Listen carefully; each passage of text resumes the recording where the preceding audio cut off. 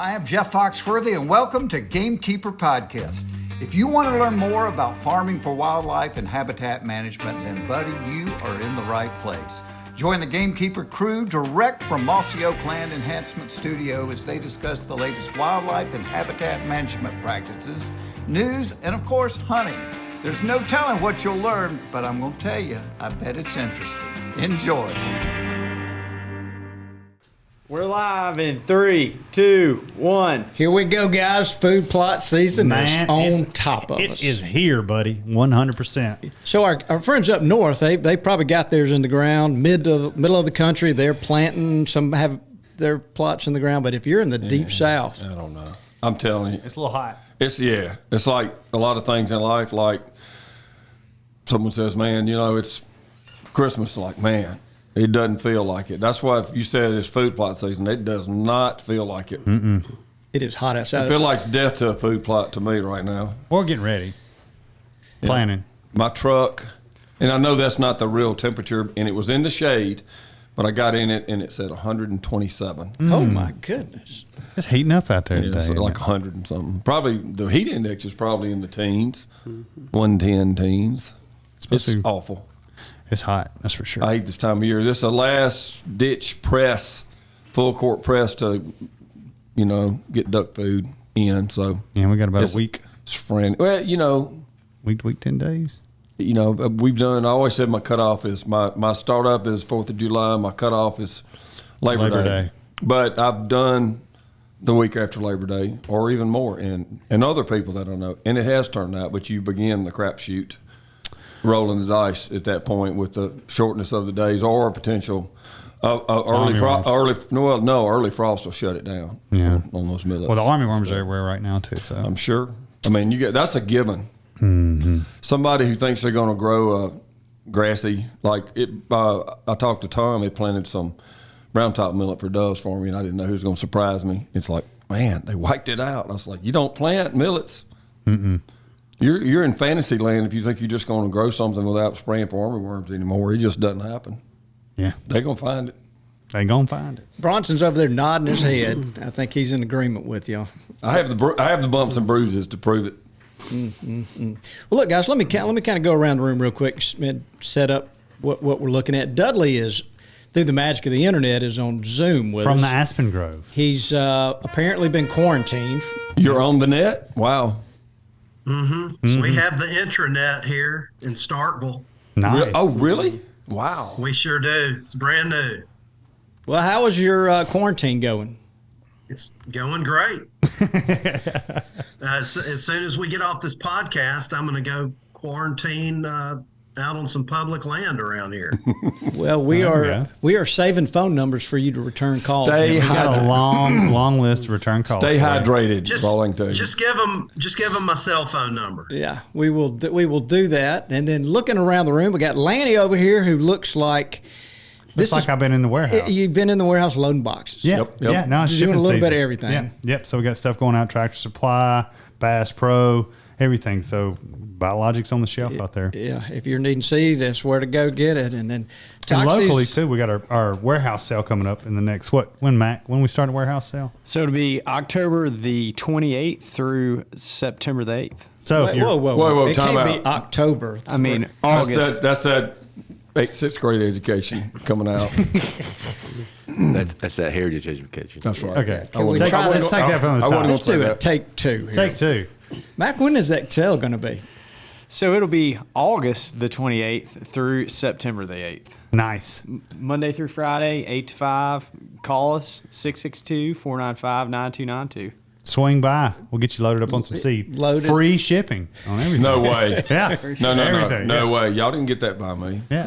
Well, they're coming to pick it up. Okay. That's my kind of shipping. Yeah. That's right. So then on the guest couch, we've got two guys. Bronson Strickland's not even like a guest anymore. No. He's just No. here all the time. Dr. Bronson Strickland, Mississippi State. Bronson Strickland. He was our first. Wasn't he one of our first podcasts? The first guest. Was the first one. Numero uno. Yeah, he was. And then next to him is like a guy we've been hearing about for a long time, Luke Resop, who is from Pennsylvania, of The all PA. places.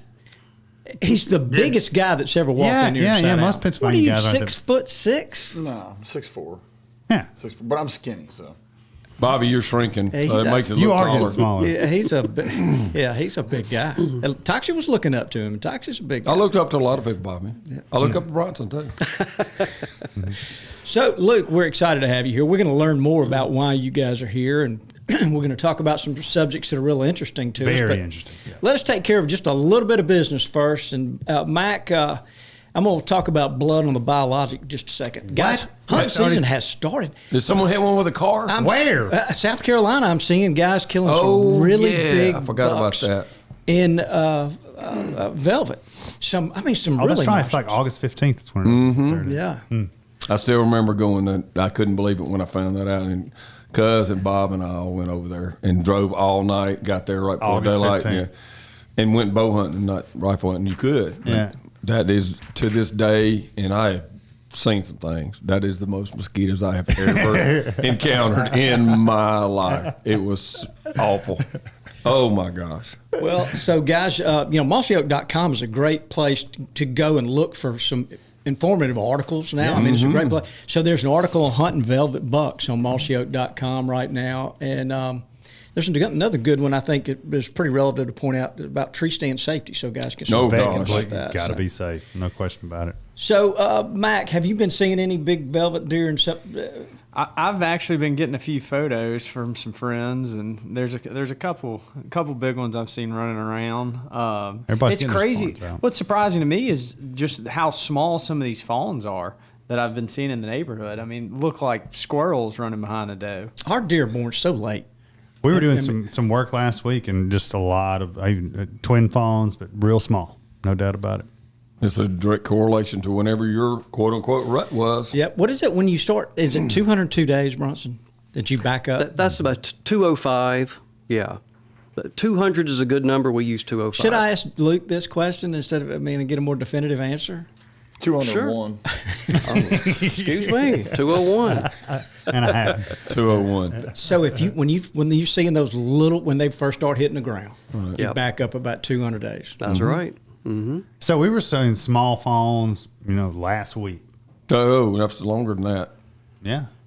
I bet you what the last time we did a health check on our place, and it was a while ago, they range from December 5th to January 5th here. Yeah. So, I'm sure it's a combination. He can tell us that if you don't manage your herd and you have too many does, it'll continue to kind of back up because they'll miss some and then so forth. But if you get that ratio back close to, it's almost impossible 1-to-1, but something close to that, my understanding is you can actually bring it back a little bit. Is that right? They all get bred on their first estrus cycle. Yes. So they're not missing and going into their second. Yeah. Yeah. Wow. So if we got a month when we did a health check, there were quite a few, and I don't know how many there were, but there were several. They were all the way to January 5th. Yeah. And that's normal. That's normal. Yeah. All right. One last thing, Mac. Who is this episode brought to you by? So this episode is brought to you by LS Tractors. Ooh. Oh, Boom. I don't want to even. yeah. I've seen some pictures. of Oh, you my in goodness. You've been spraying clover. What was that Jimmy Buffett song? I'm in love for the first time with anything that moves. It's amazing. They are great tractors. Yeah. They really are. This is the first time I've run some, and just like, I sprayed in one, but this is the first time I've really put them to the test so far, and wow, they are so nice. They're not just well Well-engineered, well thought out. yeah, the people that know Yeah. tractors that have been around. I'm 6 or 8 now. But people really know equipment. Walk around and look under it. It's like, wow. They've been really impressed. well built. Yes, they are. And let me tell you what. They're well thought out too. I'll say that it may not be a big deal to a lot of people. I've had 10 brands, and by far the best air conditioner. 5-star. 5-star air conditioner. That's pretty important when it's Right now. 127 degrees outside. And That's honestly, pretty- that's the weak link on most tractors because, just think you buy great engineering, and there's let's face it, a bunch of great brands out there. But the things that fail are the stuff that maybe they don't do, Yeah. He was so spraying anyway, clover it- last week and you wouldn't even open the door. No. It was like frost. Windows it's were fogged up. 127 degrees outside. But I've always been by our own place. Like, hey, you can drop it, that cab of that tractor, maybe if you tint the glass, maybe more than that. But Right. you might can drop it, if you're lucky, 20 degrees from what it is outside with a really good air conditioner. And I'm just telling you, at 110, this one's like 68 inside. It's nice. It's It really is. nice. Oh, wow. Yep, everything about it's well thought out though, and I'm sure modern tractors are getting better and better, but it is really well engineered. I'm so impressed, and we can move on, but that's Yeah. the fact. That's Yeah. good to hear. Good stuff. What else, Mike? Moultrie feeders and seeders. So Oh, yeah. I mean, Ah, get well, duck buddies. food in the ground. It's time to be using those. Yes, it is. That Moultrie cedar with the electronic gate. It's so great it's for planting duck state-of-the-art. ponds. You know, You can't even imagine how many acres of stuff I've planted No, with one of those that's in the right. last 10 years Lots. since they came out with it. it's good stuff. Well, and look, we did last week. We did a show on alpha toxin, and one of the things that we were able to show, Bronson kind of helped demonstrate this. If guys will feed correctly by the standards set by the MSU Deer Lab, and some of those spin feeders help protect and keep that corn dry. Some guys are going to feed corn. They're just going to do it, and when you do it, we're saying let's do it the way MSU the Deer Lab says to do Yes. it. And Sure. so that Moultrie feeder it's a really good unit because Lanny, you can set it to feed however long you want to, however many times. Dozens of settings, so it can Well, go off 4 or 5 times a day You for just a little while. you don't stay in business with the same product for 40 years and not improve and make great products. That's right. They've literally been around that long. Yeah. They're the pioneers in that.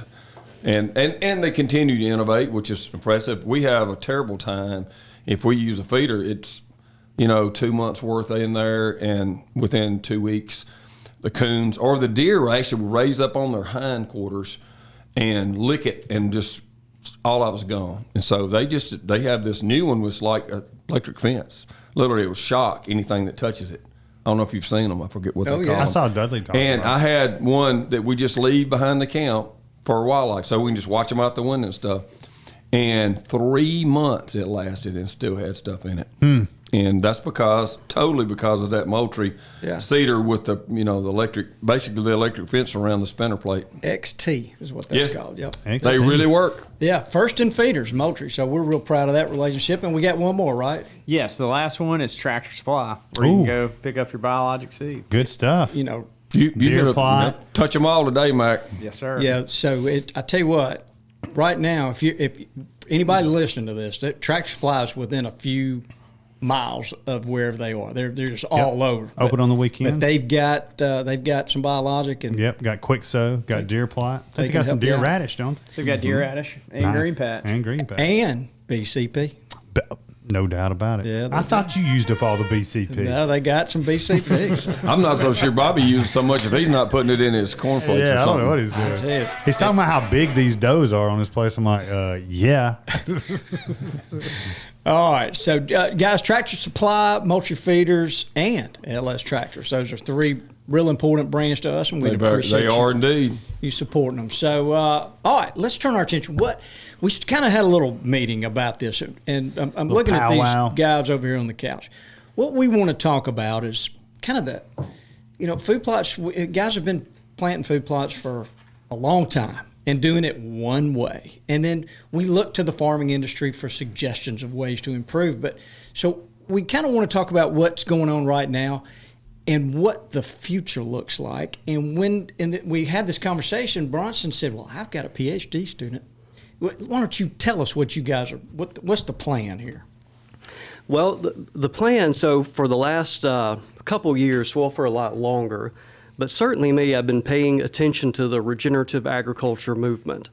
And so what we decided to do, there's been a lot of claims and a lot of people talking about it, but we couldn't find where someone had evaluated it from like a university perspective relative to wildlife food plots.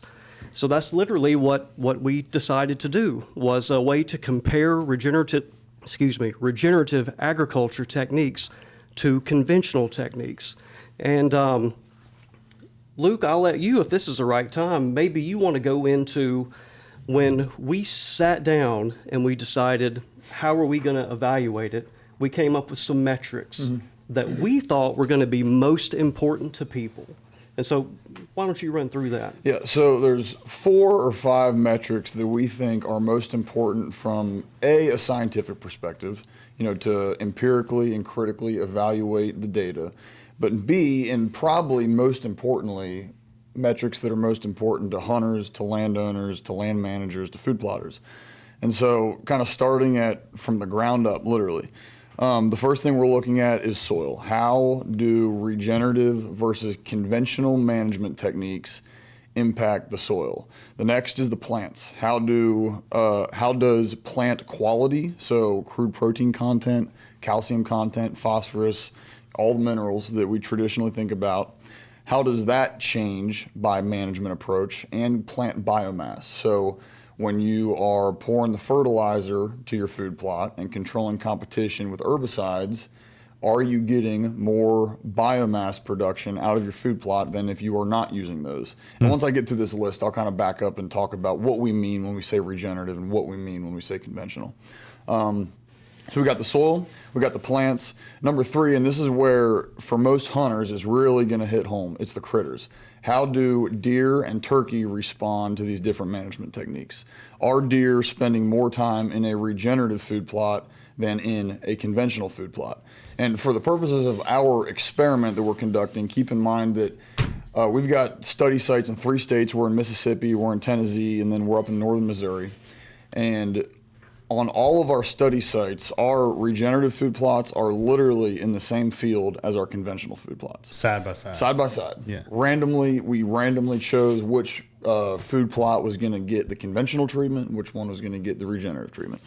So monitoring deer and turkey use with trail cameras, just old school. That's something that we are able to do in-house. Don't need to send off, complicated samples to a lab and analyze. We're just using trail cameras. And then the last big one is economics. How does it impact your pocketbook when you're implementing a regenerative program versus a conventional program? So that's the big, main metrics that we're going to be looking at throughout the course of this project. Now let me back up a minute and describe exactly what we mean when we say regenerative food plotting versus conventional food plotting. And regenerative, it's kind of it's become a catch-all term in the last few years people use it interchangeably with organic and with conservation agriculture, and then you got regenerative. So what does all of that mean? So for the purposes of our project, when we say regenerative, we are doing our darndest to follow the principles of soil health that the experts, the ag experts, the livestock experts, who are predominantly in the ag space, not as much food plotting, but the principles of soil health that they lay out in terms of what define regenerative management, and that is minimizing synthetic inputs. So that includes herbicide and fertilizer. And we can get into more in the why we'd want to do this later. But minimizing synthetic inputs, you're minimizing soil disturbance. So you're keeping a living root system in the soil 365 days out of the year or as much as possible, and keeping a thatch on top of the soil.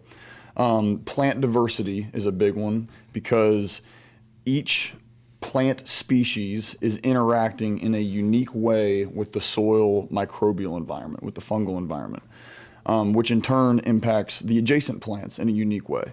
So we've got reducing synthetic inputs, reducing or eliminating tillage, keeping roots in the ground 365 or as much as possible, diversity, plant diversity, and then the other big one from an ag perspective is animal integration. So, in the livestock world, that just means you're probably mob grazing a pasture, or you could even be grazing in a crop field after the crops have been harvested, or your cover crop. For us, that's obviously just deer and turkeys. So those are the big things that define regenerative food plotting. Now, conventional is essentially just the opposite of that. We're using synthetic inputs. We're using herbicide to control competition prior to planting and post-planting, so pre-emergence and post-emergence herbicide applications. We are following soil tests. We're making soil amendment applications up to 2 times per year. We're using not single species blends, but it's just traditional food plot blends. We've got in our cool season plots, we've got a cereal and a couple clovers. And generally speaking, we've got different treatments, but the crux of our conventional treatments include just a cool season food plot planting. So we'll plant it in the cool season, in the next month or so, and it'll produce, and then it'll be fallow next summer. And then the next thing that we plant will be the cool season plot into that next year. And then adjacent, we've got a conventional warm season treatment, and that one will be fallow during the cool season. So that's kind of just the rough framework of our treatment design. So one last question before we turn. I'm going to look at Dudley first with a question, but you're just getting started with this, and this is going to take 4 years, and this is your PhD basically. Yes, sir. That's correct. Well, I tell you what, it sounds like Bronson, you guys found somebody it's going to be very dedicated to this. Sounds very interested and passionate about it. And from what I can gather, I don't think you really care one way or another. You just want to know the truth, what comes out of this. Yep, I think the most important thing for us and for anybody that's consuming the information we put out at the end of this project, the most important thing is that throughout the entire course of this experiment, from the conception of the idea all the way through till the very end when we're writing peer-reviewed publications about this, it's that we did not come into this comparing regenerative versus conventional food plotting with an objective to prove that one is better than the other. There's no one involved in this project is like, we want to prove that conventional is the best way. We want to prove that regenerative is the best way. We are, to the very best of our ability, objectively evaluating these different management techniques, and we'll let the data tell us and the listeners, whoever's following along, what the best management approach is for their situation. And it very well may be that at the end of the day, we kind of have a flow chart that someone can work through and says, if you're in this situation with these limitations and these are your objectives, this is the best way to go. But if you're over here, maybe you should go a different way. So I don't foresee this being something where we're like, this is the gospel, this is how you have to do it, this is the only way to get good results. I mean, that's clearly not going to be the case, because that's not the case with really anything that we do. You would predict there's going to be trade-offs and pros and cons, and we're just going to measure them all and lay it out there and let the consumer or the food plotter decide, this looks like it will work best for me based on my objectives, based on what I want, based on my equipment, etc. That's really all we want to do, is to fully explain how to do it, to measure everything, and then publish it and put it out there for people to decide for themselves. Sure. Dudley, you want to fire the first question? Yeah, I've been interested in this a while, and like Luke was saying, you can compare a lot of this to some of the more organic methods people have used in the past. It's just really fascinating. But the first thing that comes to mind is where in the world has this been going on? And what kind of scale? I mean, obviously there's farmers that are getting good results in different parts of the world. Where do you see more of it? I don't see a whole lot of it down here in the South, so I know that's kind of a long question. Well, I think it's generally there are certainly regions of the country where regenerative practices are more predominant than others, but generally it's in the single digits in terms of acreage, or in the, if you're looking at the number of farmers out there, it's in the single digits that are practicing regenerative techniques. Now, but you mean percentages? Yeah. I thought you meant numerically only single digits. I was like, that's not very many people. Percentage-wise. Right. So like 2, 3, 5%, whatever. Would you consider if like somebody did just a little bit of this, maybe even testing it, wanting to make it more sustainable for them, would you consider them to be one if they use the technique at all, even if they didn't go across the board? Yeah, I think absolutely, because there's in all the reading and the background research that we've been trying to do, we've not come across a single, objective definition of this is what regenerative is. Right. So, some people, they cut back on their use of herbicides or cut back on their use of fertilizer, but they're still using herbicide, they're still using fertilizer, they're still using tillage, and they are more regenerative than maybe a traditional as hardcore conventional food plotter. I think it's smart, and I think it's admirable that you can't really define it, because honestly, for it to be smart, to me, listen to you, it would be more of an ideal that everybody should shoot for.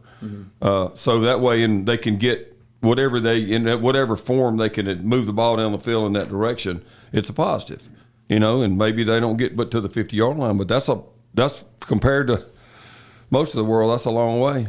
Well, yeah, I was just going to say that this, in my mind, seems to have evolved from the no-till farmers that were getting tired of spending the money on herbicides.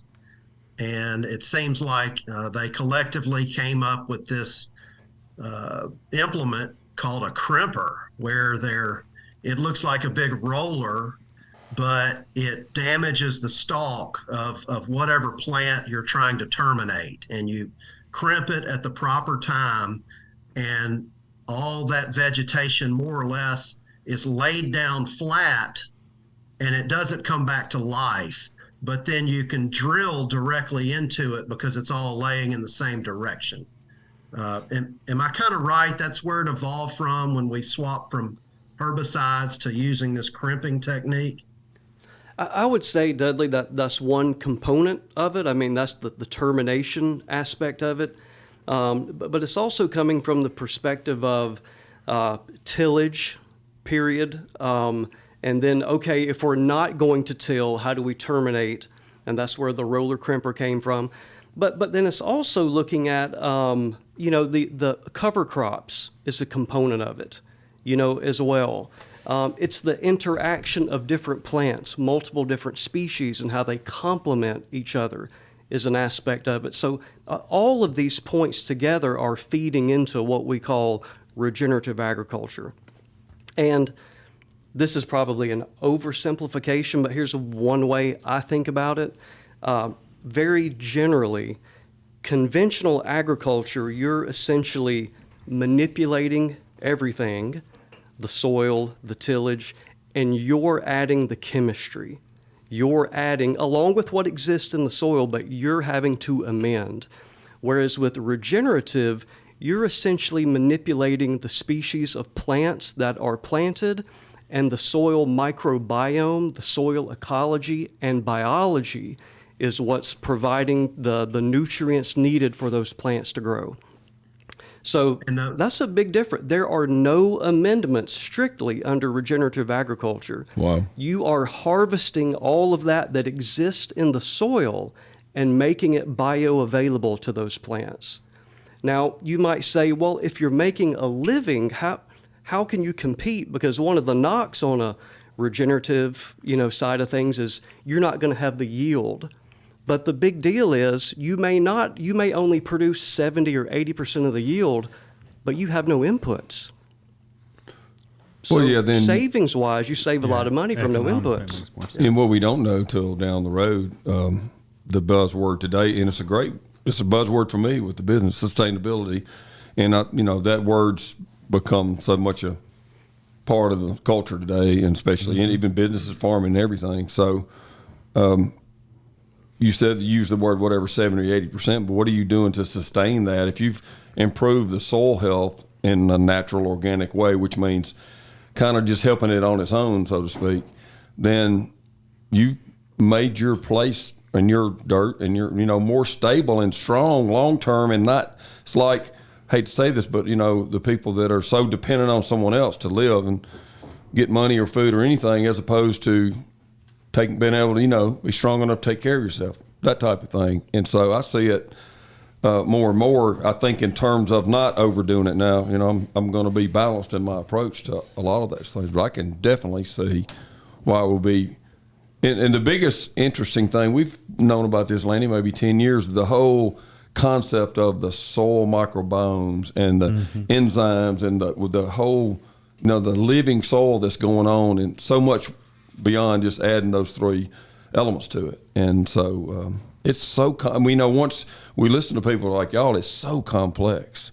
Oh. And everywhere you go is different, every pH, soil type, clay, whatever, all the different soil, silty, loamy, all of those. And it's fascinating. Yeah.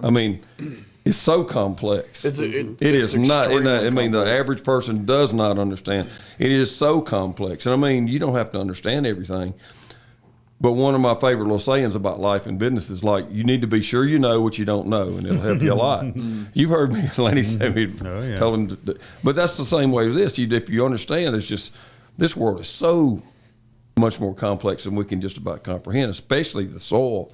I think it'll end up making you better and thinking, instead of just thinking it's so simple, put out whatever 13 and plant this and do it a year after year after year after year. So it's fascinating to me. So yeah, I think it can be very overwhelming. It's very overwhelming for me trying to wrap my head around, just a percentage, a fraction of the complexity of the soil ecology and how it's interacting with the plants and how it's interacting with the deer. And I mean, it just gets away from me very quickly. But I think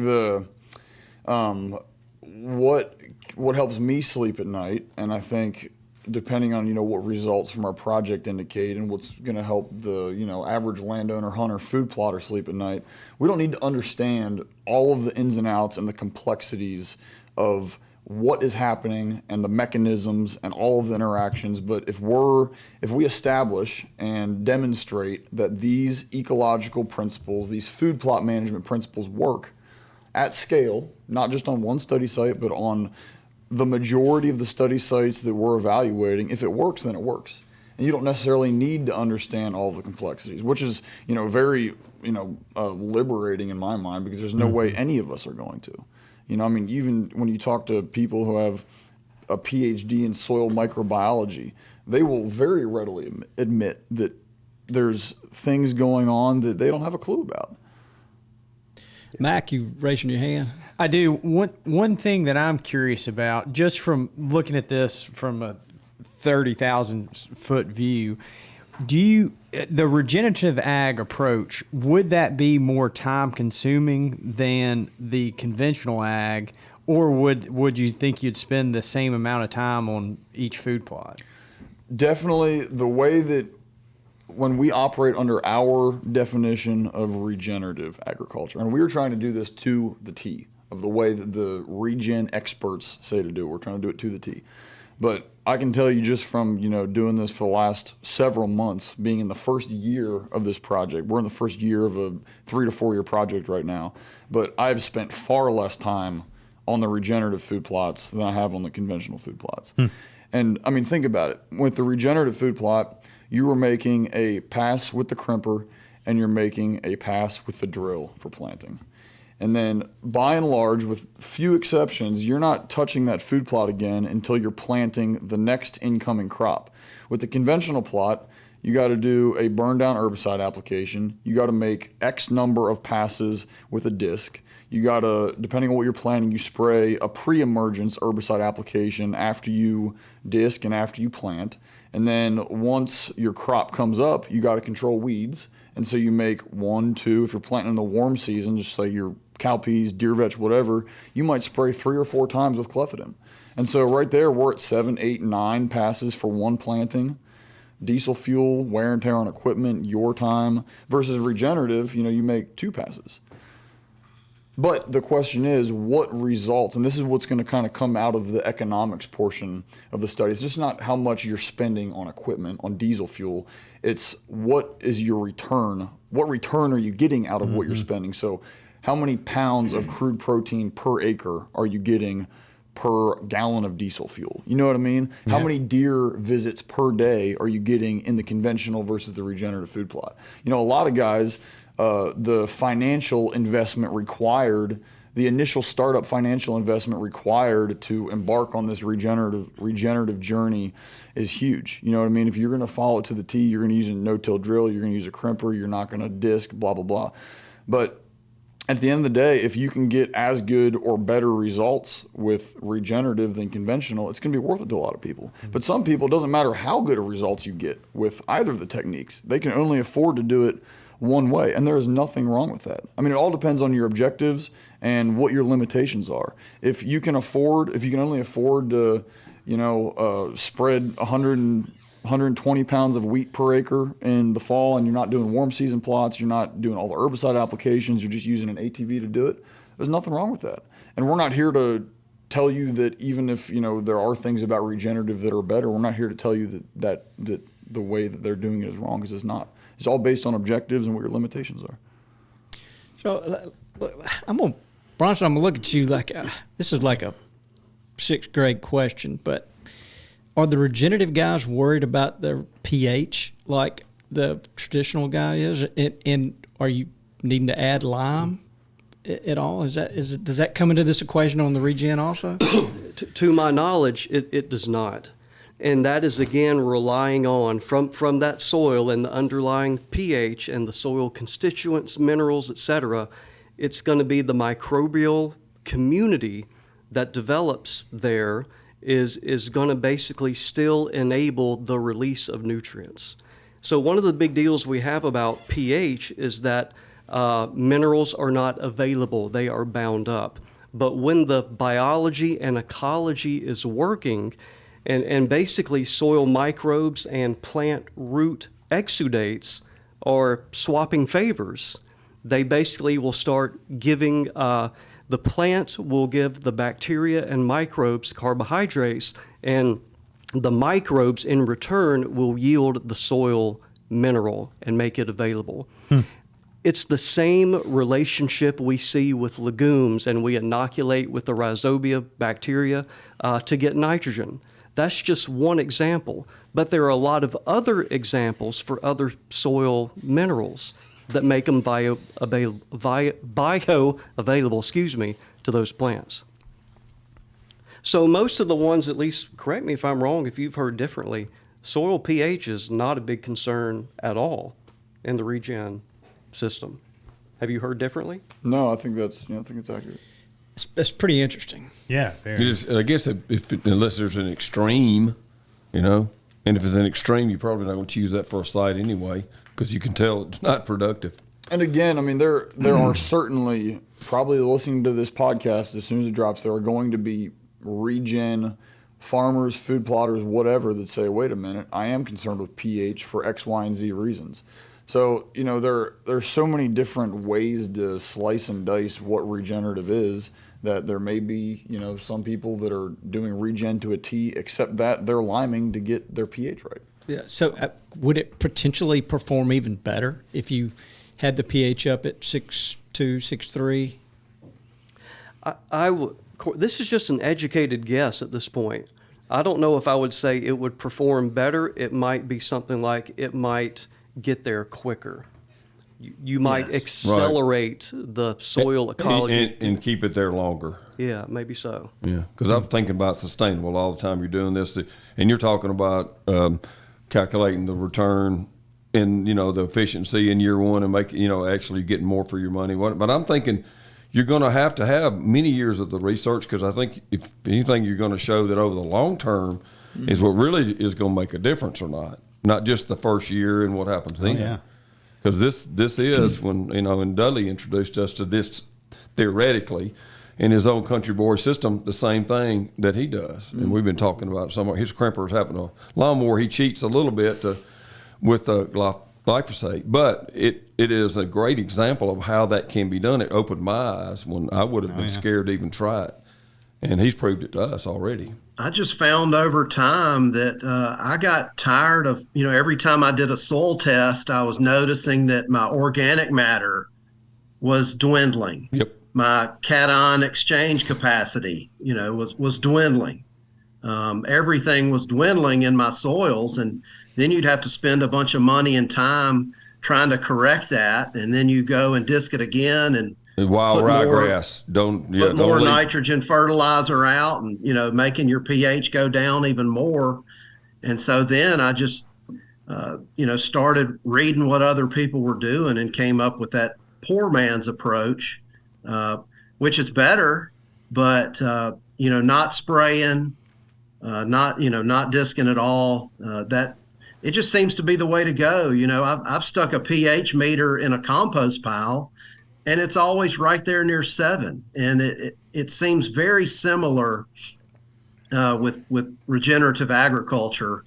I kind of think of it in layman's terms as it's almost like you're creating like a compost layer right there on the surface underneath that thatch.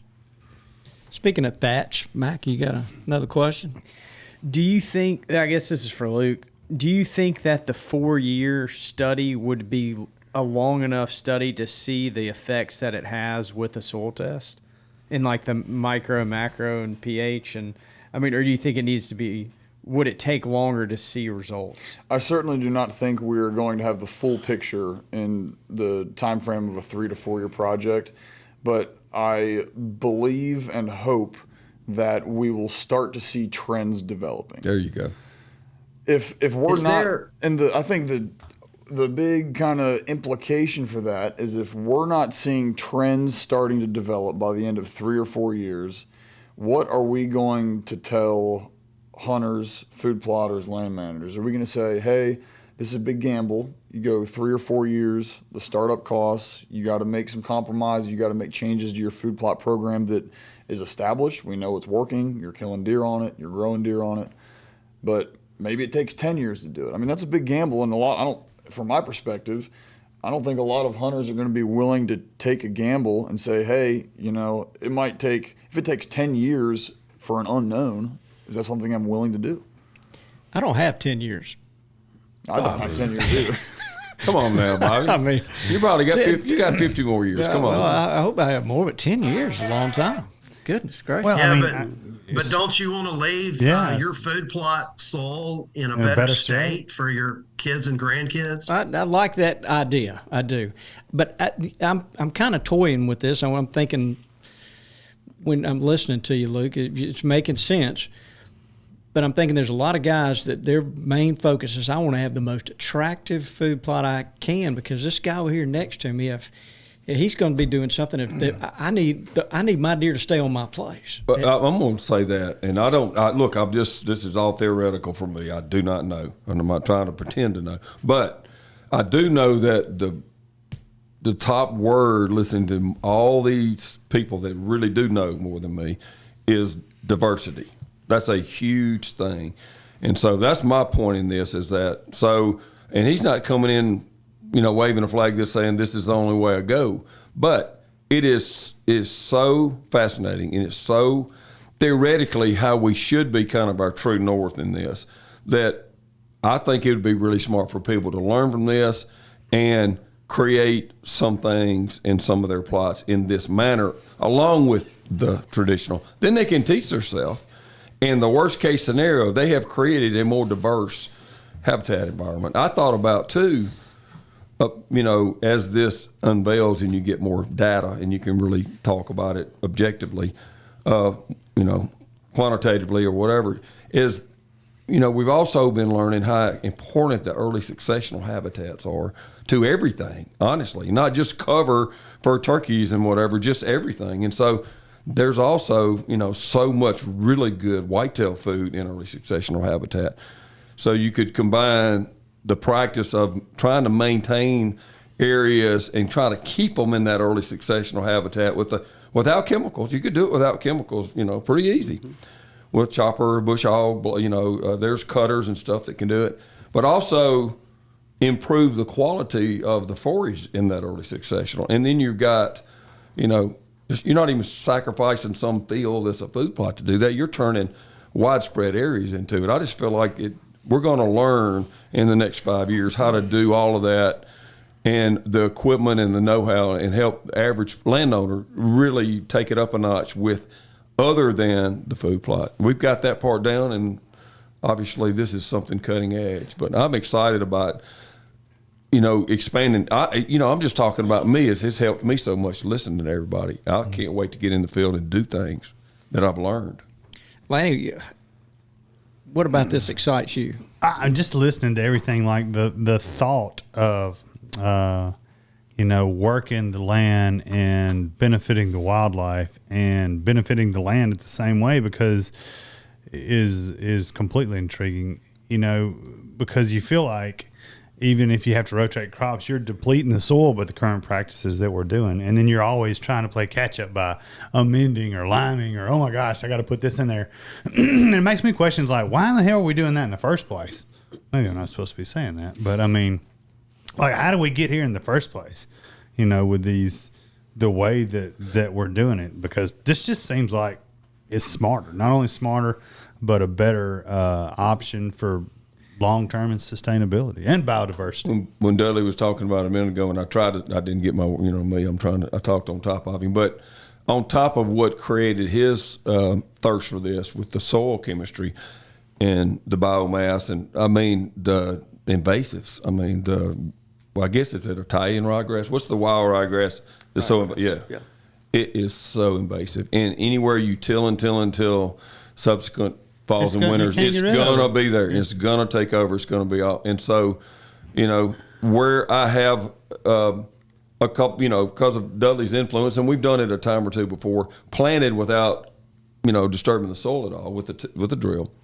You don't get it, almost none. And I'm sure the thatch, it's almost like mulch. Mulch, yeah. Yeah, for weeds. Germination. Yeah, and so all of a sudden you don't have this whole huge, field of worthless grazing. Mm-hmm.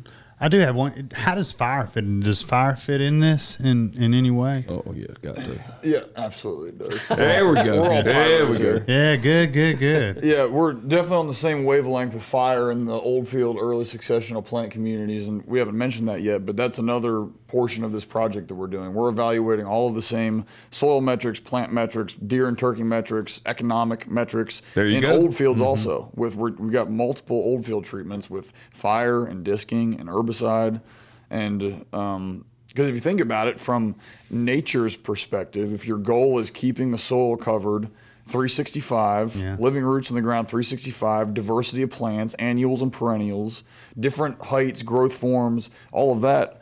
Well, it sounds like we just described an old field. Yeah. I mean, you walk out there and in a lot of the old fields we manage, you'll have 70 plant species growing in a 10-yard radius. It's extremely diverse, and there's lots of great beneficial plants out there, insects for deer and turkey and all sorts of stuff. So that's certainly something that we're going to be looking at, and I think there's going to be a lot of value to evaluating that, especially next to food plots. One thing that I was curious about, so as you're doing the regenerative side, not the conventional, so you're building the soil, I'm interested to know how it affects, like Mr. Stock said, like your invasives, how it affects like your unwanted and also your native plants. I mean, because at one point it sounds like there's a lot of ways you can slice it, like you said. So you could get 3 years down this and look at your field and you have all these natives. And you might have to change your plan or your goal based on, hey, these natives are doing really good. Instead of, adding in a cereal grain with some clovers and brassicas, I'm going to manage for the natives. Will y'all be, or I guess how will you determine to stick to your plan in this study? What do you mean when you say natives? You mean like in our old fields or in the food plots? Yeah, in the food plots. So I would assume as you build that soil health that, the weeds and also your native species will be coming back probably stronger than ever each year. And I'm just wondering if that, you're still going to crimp those down and plant cereal grain blends in those. The objective, at least the idealistic objective of the regenerative approach is that you are growing enough biomass via the seeds that you plant out of your drill that you are able to smother competition. And it's not that having some ragweed or some pigweed or some mare's tail or whatever in your food plot is a bad thing. And a lot of times I actually like having those species in there in moderation. But the idea, whether you're managing conventionally or regeneratively, you don't want so much weed competition, be it native or non-native, that the species that you spent money to plant and establish are being outcompeted. And so the idea with the regenerative approach is that you grow all of this biomass, and some of the species in regenerative mixes, they serve diverse roles in the soil in terms of deer preference and diet quality, but some of them, they are in there and they're designed to produce biomass so that when you do bring that crimper through, they crimp terminate really well and they make a thick mulch to lay over. If you think about a weed seed, whether it's native seed, a native species or a non-native species, the vast majority of the weeds, grasses, forbs, whatever, are much smaller than even a clover seed, even a small clover seed. And the energy that's required from that weed species to germinate and grow up through the mulch layer is often more than that seed has on board. But the larger seeds, even the clovers, cereal grains, soybean cowpeas, these really large seeded things, they've got a lot of onboard energy. And so when they germinate underneath the mulch layer, they've got enough energy stored up inside the seed that they can get above that mulch layer and start photosynthesizing. prior to, and the weed the problem species, most of them aren't going to have enough energy for that. So once you get that mulch layer established, that's a huge part of kind of jump starting your regenerative food plot program, especially because we're not using herbicides. So it's very difficult for us to deal with competition. The other side of dealing with competition from a regenerative approach is these regenerative food plots that we're planting have 5, 10, 15 different species. Unless you're planting 5 clovers or 5 grasses or 5 of the same functional group, you're never going to be able to have an effective herbicide cocktail to control weeds and not be killing stuff that you planted. See, the idea with your regenerative is produce enough biomass of species that you want, that you planted, that it's smothering the stuff that you don't want and basically eliminating your need for herbicide. And it might take a couple years for us to get there, because all these sites, site history varies dramatically across our study sites. Some were fallow ag fields, some were pasture, some were, you name it, we planted into it. And we dealt with those differently. We didn't just come up with a standard approach. This is how we're going to plant every regenerative food plot. But site history varies dramatically. And I think because of that, at least in year 1, we're seeing a lot of variation in establishment success in our regenerative food plots. If I had to sum it up, I'd say that our conventional food plots are all performing very well. They're all, if we're on a scale of 1 to 10, where 10 is just the most cranking food plot you've ever seen with waist-high species that you planted, very little weed coverage, and 1 is just solid Bahia grass or whatever was there beforehand. Most of our conventional plots are somewhere in the 6 to 10 range, so they're very consistently good to great. Our regenerative food plots, some of them are at a 1 and some of them are at a 10. And I think it's just because we're not using as many of the synthetic tools in the regenerative plots that we are in the conventional plots. We didn't deal with competition as much. We're not dealing with, all of the things that we talked about earlier that differentiate regenerative versus conventional. And for those reasons, I think this what requires a 3 to 4 year project. We need time to get the system working, to prime the pump and get the soil ecology established and get good establishment success with the species that we plant once we get the mulch layer and once we get, on down the line. And it would not be a fair evaluation at all to stop this after year 1 or look at our data from year 1 and be like, oh, this is what we saw and this is the gospel and take it to the bank, So quick question would be for someone who is really interested in this, is the crimper an absolute, or could they test the theory, and even though it might not be as perfect, with the bush hog?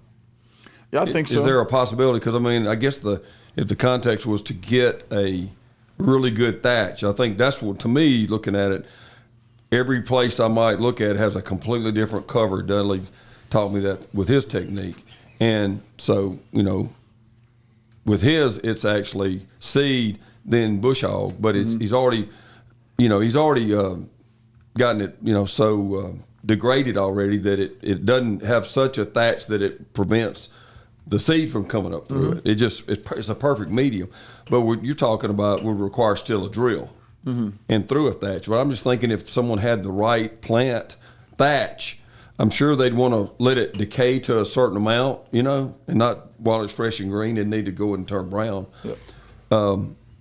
That it would work with the bush hog. I think given the right species that you were mowing down to start with. Yeah, absolutely.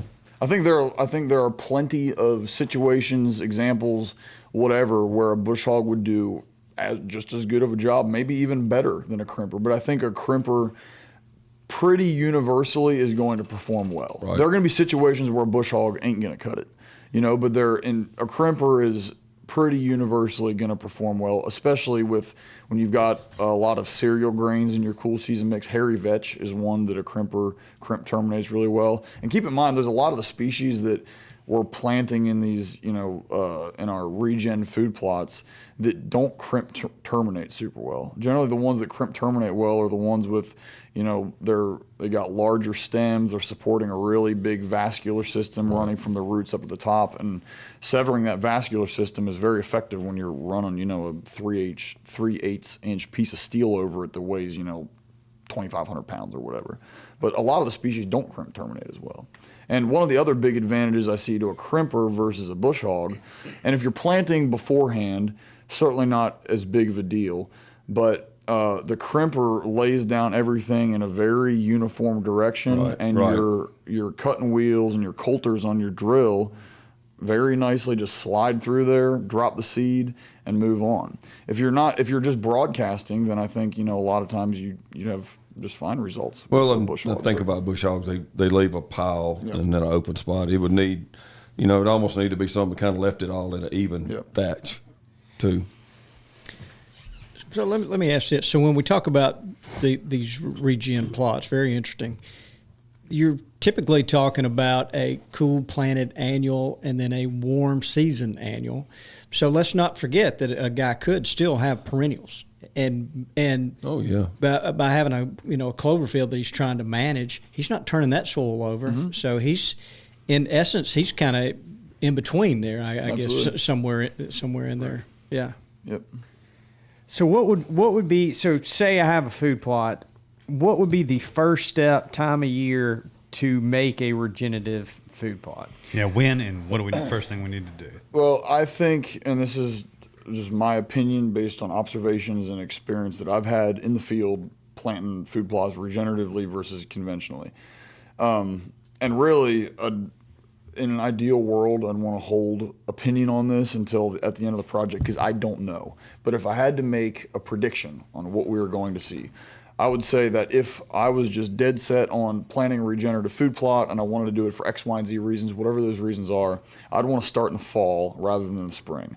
Because especially down here in the deep south where our growing seasons are so long and we've got so many different native, non-native, whatever plant species out there that vigorously grow throughout the growing season, competition is going to be much harder to deal with this time of year when you're for a warm season planting than it is in general for a cool season planting.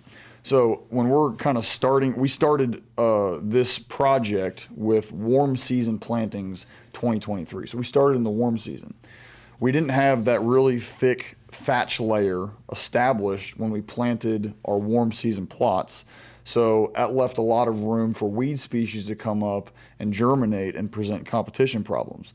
I think if we had started the project in, the fall and got a really robust food plot implemented with all of the, the clovers and the brassicas and the, on down the line, I think it would have made a thicker whatever thatch layer for us to plant into in the spring, which would have suppressed weeds better for the upcoming growing season. But you're just losing maybe 4 or 5 months. I don't think we're going to be, I don't think there's going to be negative consequences for starting in the spring relative to the fall when we get to next year. You know what I mean? I think next year it's all going to come out in the wash. Mm-hmm. But if you were just starting, you're trying to, optimize your efficiency and how much money you're spending, establishment success of the plants, I'd probably start in the fall, mainly because of the competition problems and suppressing weeds. So our first step is go out there and crimp. Well, it depends on what's if you got a crimper. Yeah, if you got a crimper and if the species that you're planting into can successfully be crimp terminated. Mm-hmm. The vast majority of things that are just growing out there in the seed bank are not going to success. Or you're not going to crimp terminate them. Gotcha. And so one of our I'll try not to get too off in the weeds here, but one of our regenerative treatments allows the use of herbicides. So we've got 2 different regenerative treatments. We've got one that there is no herbicides, no fertilizer, no tillage, none of it. And another side-by-side plot allows the use of herbicides when necessary to deal with competition. And so in that plot, like this fall, when we plant that one, it's getting a burn down herbicide application to deal with the competition that's in that plot now. Because if your objective is maximizing the availability of high quality deer food and keeping deer in your food plot, then you want to deal with competition, But if your objective is soil health and the quality composition of the microbial community, then maybe lay off the herbicide. But if we're being honest here, the priority of most food plotters is food in the food plot, right? So we want to have one of our treatments to allow us to maximize food in a regenerative framework. We're not going to just be out there haphazardly, spraying glyphosate everywhere, trying to kill everything when it's not needed. But when it is absolutely needed to get us the best establishment success for that incoming food plot, we'll burn it down with glyphosate. Are you guys seeing that, like if you use a herbicide, is that negatively affecting the pH, or what's going on there that we're trying to get away from? Other than just the use of herbicides and the expense, are there other things we're trying to avoid? Yeah, there are. One of the big issues with, and there's so many different herbicides out there for different applications, control different things, but obviously glyphosate is one of the big ones, and there's a number of things that happen in the soil when you spray glyphosate. And there's very good literature out there to back up all of this. One of those things from the biological side of things in the soil is that glyphosate inhibits certain microbes and it promotes other microbes. There's, literally billions of microbes in a teaspoon of soil. Extremely diverse, hundreds, thousands of different species of microbes. We can't even begin to understand how each of those interacts with each other, let alone the plants, it's overwhelming. But when you spray glyphosate, it inhibits populations of some of those microbes and promotes other microbes. Some of those microbes that it promotes are disease-causing microbes, fungus, some nematodes that kind of can lead to other disease issues. The other big one that we hear about a lot is chelation, chemical chelation. So when you spray glyphosate, it can essentially bind certain chemicals, certain minerals in the soil and make them plant unavailable. So, but at the same time, are the issues that are potentially presented by spraying glyphosate from a soil biology perspective and potentially from a soil chemical perspective, are they outweighed by something you get from managing regeneratively? I don't know. And there's not great data out there on that. And that's kind of why we're sitting here on this couch talking about it, because that's one of the things that we're going to document.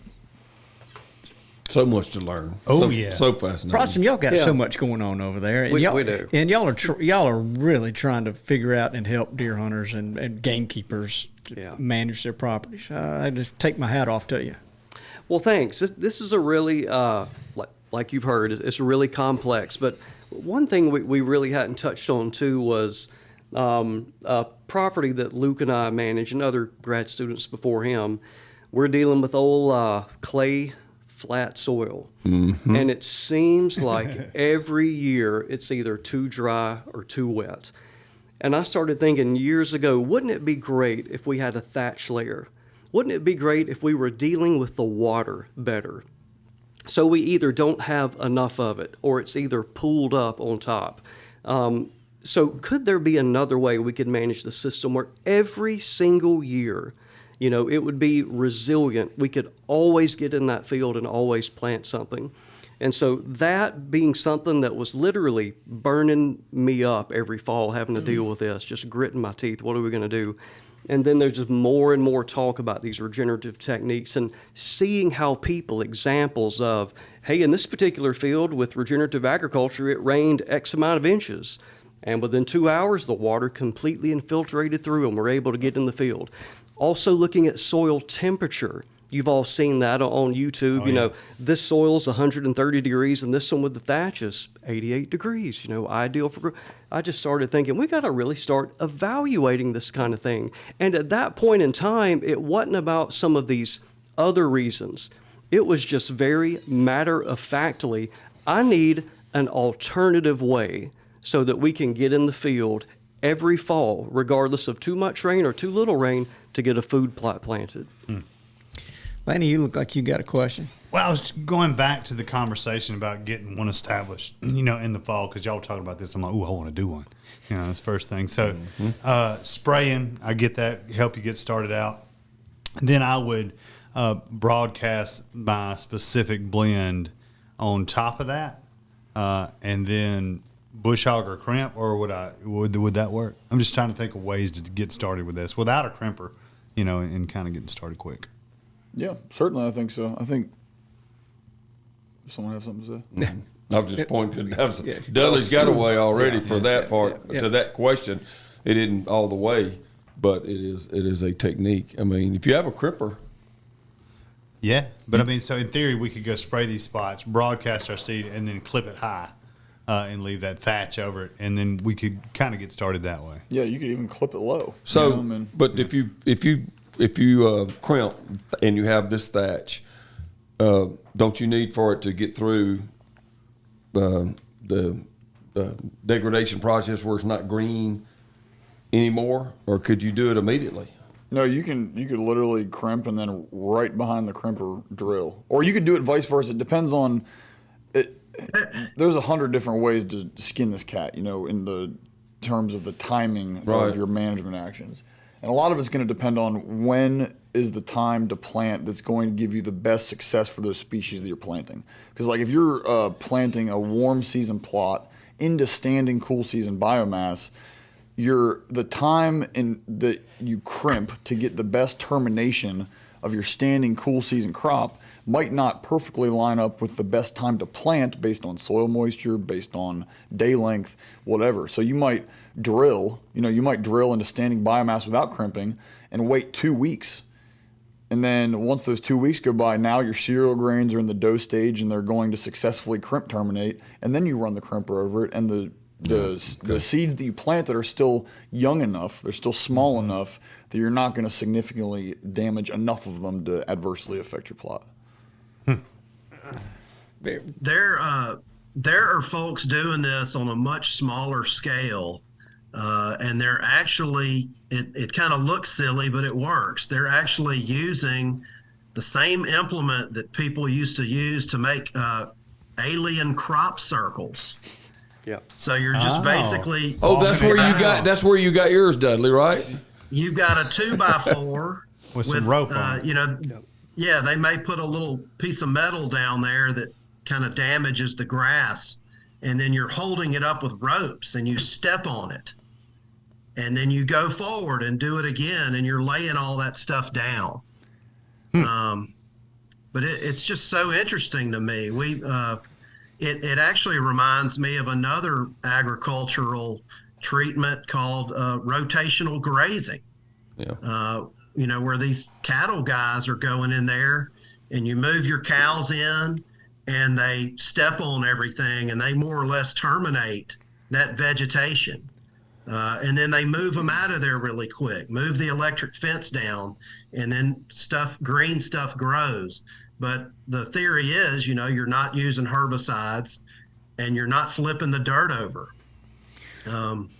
which is pretty cool because rewind 10,000 years ago, that exact same thing was happening with our bison out in the plains. They were stepping on that stuff, terminating it, pooping and peeing everywhere. The vegetation would break down almost like a compost pile, and then they would move on to a new area and new plants would come up. So I feel like we're just mimicking an older natural system that has worked for a long time. And keep in mind, there's farmers doing this thing. They've got a crimper where the front end loader would be, and they've got a drill on the back, and they're just making one pass. Wow, man, I can get into that. We were talking to Todd Ammonrod on the phone the other day, and he says people are doing this in South America, thousands and thousands of acres, using this same technique. Of course, it's ag, and I don't think they're using as many species, but it's very, very similar.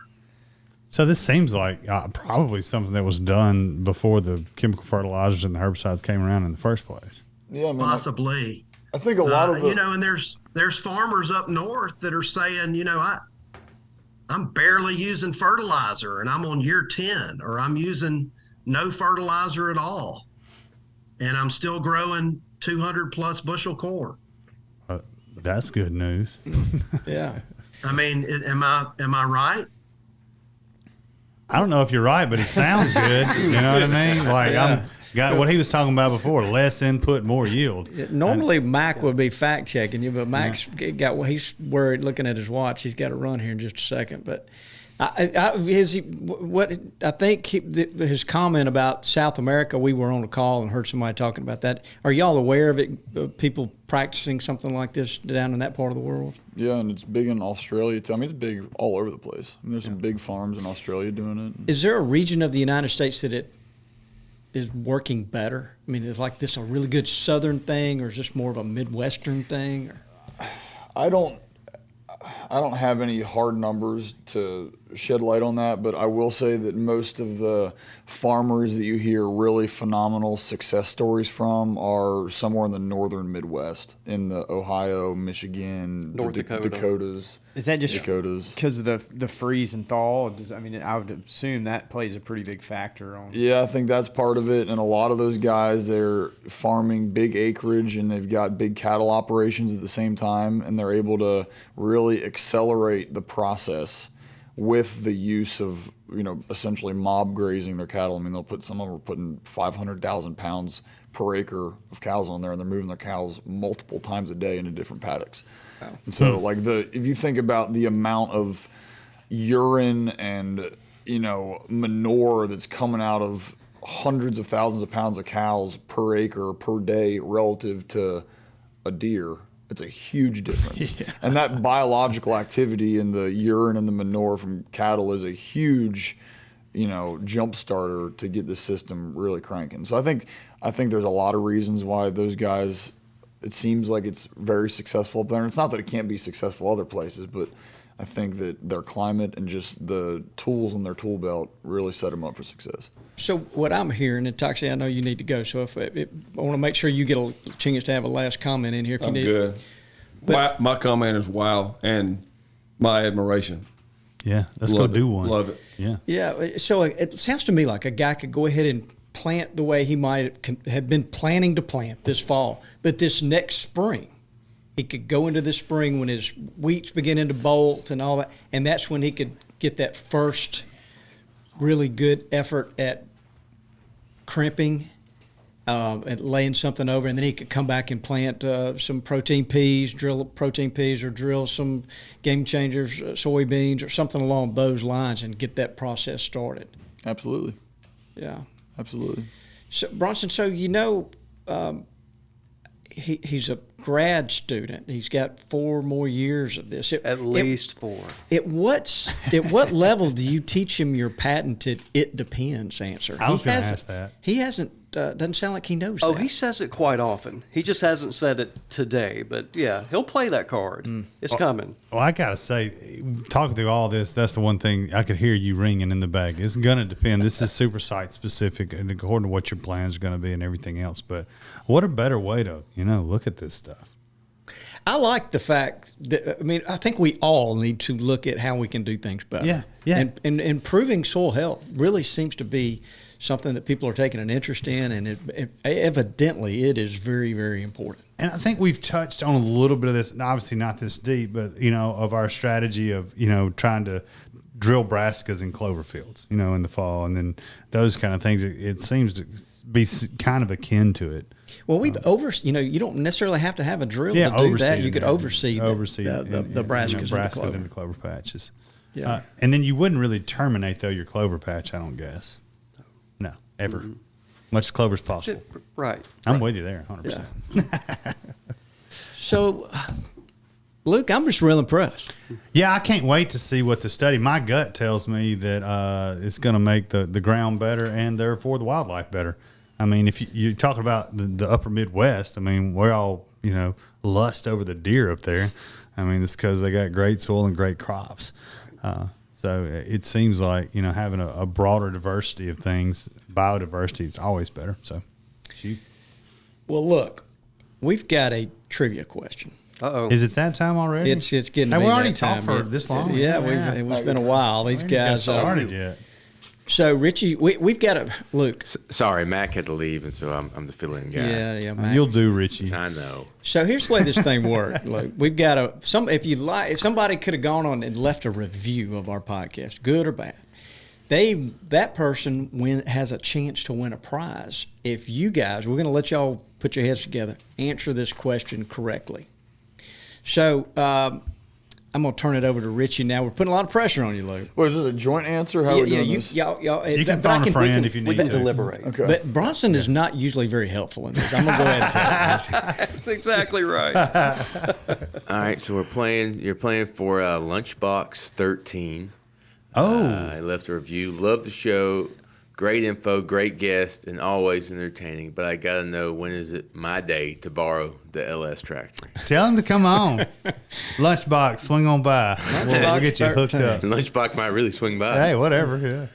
And the prize is a Moultrie 6-volt rechargeable battery. There we go. That's a great battery. All right, so here we go.